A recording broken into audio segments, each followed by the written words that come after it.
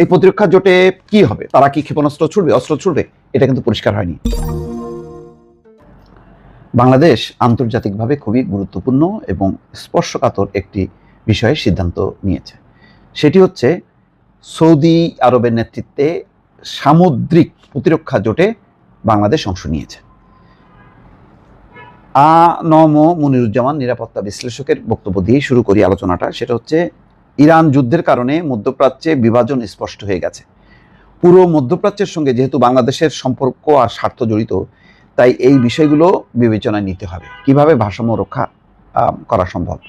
যেমন পাকিস্তানের সাথে সৌদি আরবের একেবারে এমন এক সামরিক প্রতিরক্ষা জোট যে এক দেশ আক্রান্ত হলে অন্য দেশও বিবেচনা করবে যে তারাও আক্রান্ত হয়েছে। অর্থাৎ পাকিস্তান আক্রান্ত হলে সৌদি আরব সাড়া দেবে, সৌদি আরব আক্রান্ত হলে পাকিস্তান সাড়া দেবে, এমন একটা প্রতিরক্ষা চুক্তি সত্ত্বেও পাকিস্তান কিন্তু সৌদি আরবের সঙ্গে মিলে ইরানের বিরুদ্ধে আক্রমণ করেনি, কিন্তু ইরান আক্রমণ করেছে।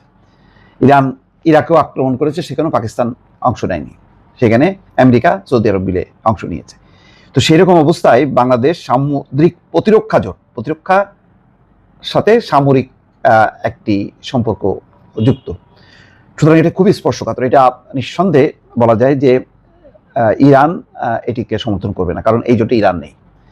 ইরানের বাইরে অন্যান্য দেশ সেখানে আছে তুরস্ক, কুয়েত, বাহরাইন, কাতার, জর্ডান, মিশর, Pakistan, Djibouti, Somalia, Yemen, Sudan এবং নাইজার, এমনকি সংযুক্ত আরব আমিরাতও কিন্তু নেই।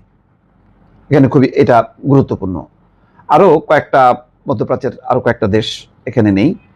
তো এখানে বলা হচ্ছে 51টা দেশকে আমন্ত্রণ জানানো হয়েছিল সৌদি আরবে, সেখানে 43টি দেশ অংশ নেয়। তার মধ্যে সৌদি আরব সহ 14টা দেশ নিয়ে এই জোট গঠন হয়েছে।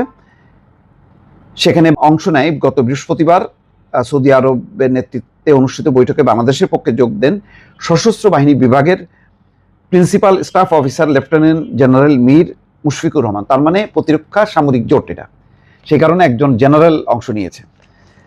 এটা কি করবে? এখানে যেই কথা বলা হচ্ছে যে নতুন এই জোটের লক্ষ্য হচ্ছে লোহিত সাগর, বাব আল মানদেব প্রণালী এবং এডেন উপসাগর দিয়ে সব ধরনের জাহাজের স্বাধীনভাবে চলাচলের নিরাপত্তা নিশ্চিত করা। এখন এই অঞ্চলের সংকটটা কেন? এখানে ইয়েমেনের কোল ঘেঁষে হচ্ছে লোহিত সাগর, এই যে বাব আল মানদেব প্রণালী, এখানে হুতিরা নিয়ন্ত্রণ প্রতিষ্ঠার চেষ্টা চালাচ্ছে এবং ইতিমধ্যে হুতিদের ছোড়া ক্ষেপণাস্ত্র সৌদি আরবের কয়েকটি জাহাজ বিধ্বস্ত হয়েছে। সেখানে হুতিদের সাথে সৌদি আরবের সংঘাত চলছে, হুতিদেরকে সাপোর্ট করছে ইরান। সুতরাং এক অর্থে কিন্তু এই জোটটা ইরানের বিপক্ষে চলে গেল এবং এখানে কোনো উপায়ও নেই। দেখেন সেখানে বলা হচ্ছে যে আল জাজিরা বলছে ভূমধ্য সাগরকে আরব সাগরের সঙ্গে যুক্ত করেছে লোহিত সাগর, ভূমধ্য সাগরকে আরব সাগরের সঙ্গে যুক্ত করেছে লোহিত সাগর, বাব আল মানদেব এবং এডেন উপসাগর। এর মধ্যে সবচেয়ে গুরুত্বপূর্ণ হলো বাব আল মানদেব। মাত্র 29 কিলোমিটার প্রশস্ত এই প্রণালী দিয়ে বিশ্বের 29 কিলোমিটার প্রশস্ত এই প্রণালী দিয়ে বিশ্বের 10 থেকে 12% সামুদ্রিক পথে জাহাজ চলাচল করে, তেলবাহী জাহাজ, এই কথাটি উল্লেখ করা হচ্ছে।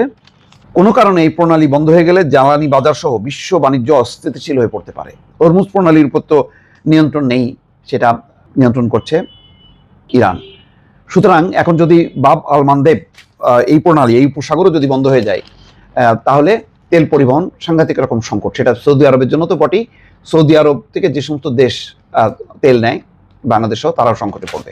সুতরাং তারা মিলে এই প্রতিরক্ষা জোটটা তৈরি করেছে। এখানে এই প্রতিরক্ষা জোটে কি হবে? তারা কি যুদ্ধ করবে? তারা কি ক্ষেপণাস্ত্র ছুড়বে, অস্ত্র ছুড়বে? এটা কিন্তু পরিষ্কার হয়নি।